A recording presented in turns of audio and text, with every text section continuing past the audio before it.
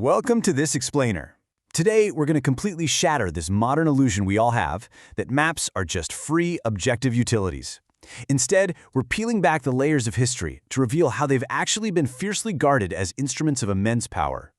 I mean, think about it. Today, we casually pull out our phones to find the nearest coffee shop, right? Or check the quickest route to work.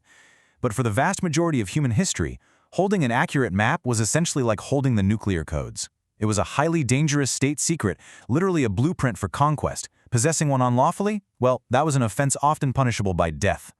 Geography wasn't a public utility, it was a weapon. Section 1. Maps as weapons of power. Our story actually kicks off in the early 16th century. Portugal found itself right at the center of an incredibly lucrative geopolitical chess game. They just figured out how to bypass the old overland silk and spice routes by sailing around Africa to India. But here's the catch. Their monopoly relied entirely on secrecy. To safeguard their empire, the Portuguese crown rolled out these absolutely draconian rules under what they called the Boleta de Sigilo, or policy of secrecy. At the very heart of this was the Padrón Real. This was a single royal master map kept literally under lock and key in Lisbon. Whenever a ship returned, the pilot's logs were carefully integrated into this master map. From there, simplified charts were handed out to outgoing pilots, who were strictly forbidden from ever selling or copying them. Losing a map to an enemy? That wasn't just a simple mistake. It was a treasonous offense, and the penalty was swift and absolute: death. This intense paranoia turned the docks of Lisbon into a bustling hotbed of international espionage. You had disguised foreign agents constantly prowling the city, just hunting for bankrupt pilots or disgruntled cartographers who might be willing to risk the gallows for a heavy bag of gold. Section 2. Stealing royal master maps. Now, obviously, rival nations, desperate for these navigational secrets, didn't just sit by on the sidelines. They orchestrated massive, high-stakes heists. And this brings us to literally the heist of the century in 1502. An Italian diplomat named Alberto Contino paid an anonymous cartographer 12 gold ducats to secretly copy Portugal's master map, sheet by sheet. Contino successfully smuggled the whole thing out of Portugal, handing rival European powers the exact layout of the newly discovered world. And here is a wild twist. After passing through royal archives and surviving massive political upheavals, this priceless piece of espionage, the Contino Planisfere, was actually discovered centuries later in an Italian butcher shop of all places, just being used as a decorative wall screen. Crazy, right? But this paranoia totally wasn't limited to Portugal. Their neighbor, Spain, was equally fierce about protecting their empire, especially their Pacific routes, which they basically viewed as their own private Spanish lake. When Ferdinand Magellan discovered that perilous strait at the tip of South America, Spain kept its navigation a closely guarded secret. So when the English privateer Sir Francis Drake finally breached it in 1578, Spain absolutely panicked. Their response? They actively began erasing the Strait of Magellan from public maps entirely. They started spreading wild disinformation about impassable ice and sea monsters, just to deter their rivals. They literally weaponized cartographic fiction. Section 3. Corporate Secrets and Sunken Maps. As global power shifted over to Amsterdam in the 17th century, map secrecy evolved into a ruthless corporate obsession. This was all driven by the Dutch East India Company, or VOC. They understood that knowing the exact location of a remote spice island was worth absolute millions. So they enforced these incredible corporate security protocols. Captains were literally handed maps in sealed tin tubes that could only be cracked open at specific ocean coordinates. And every single map was kept in lead-weighted bags. Why?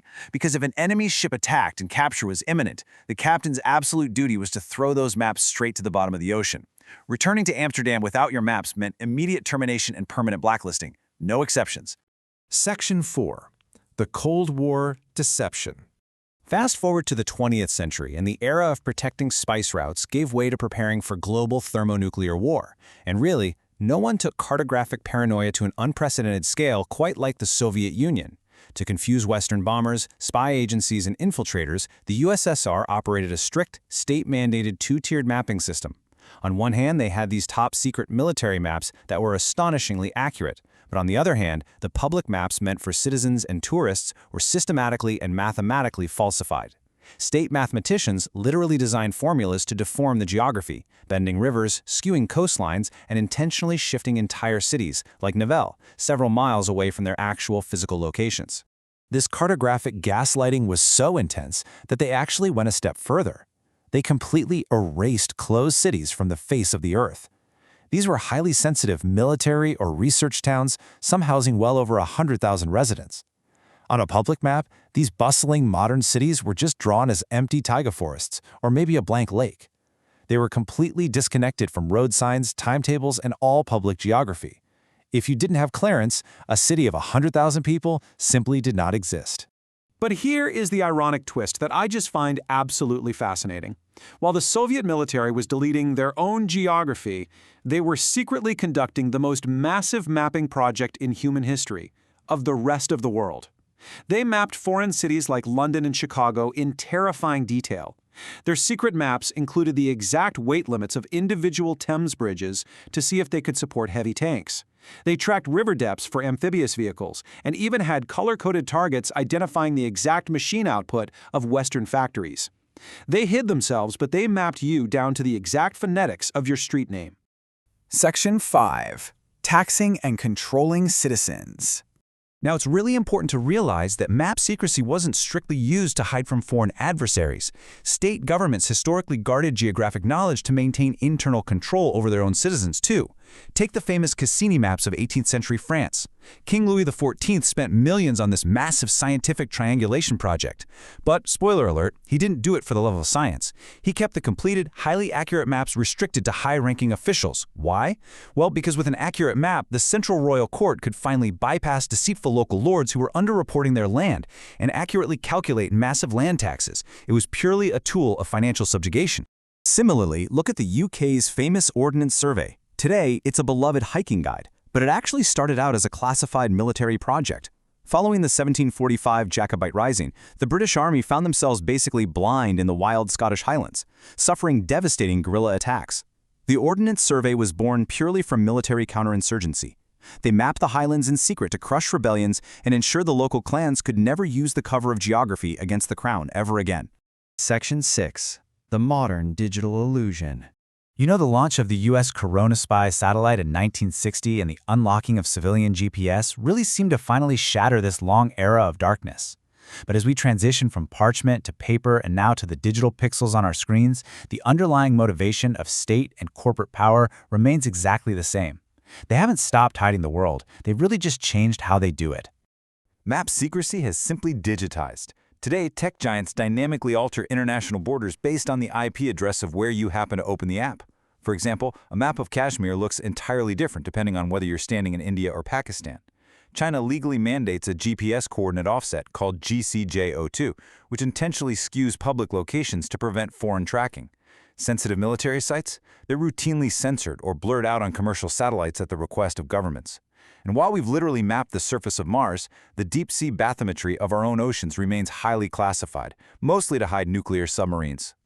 We might feel like we navigate a beautifully transparent open world today. But as this explainer shows us, geography is never neutral. Every single line drawn, every pixel rendered, and every town shifted is an exercise of power. The maps in our pockets still carry the invisible handprints of the empires and states that control them. So the next time you pull up a map on your phone, I want you to ask yourself a question.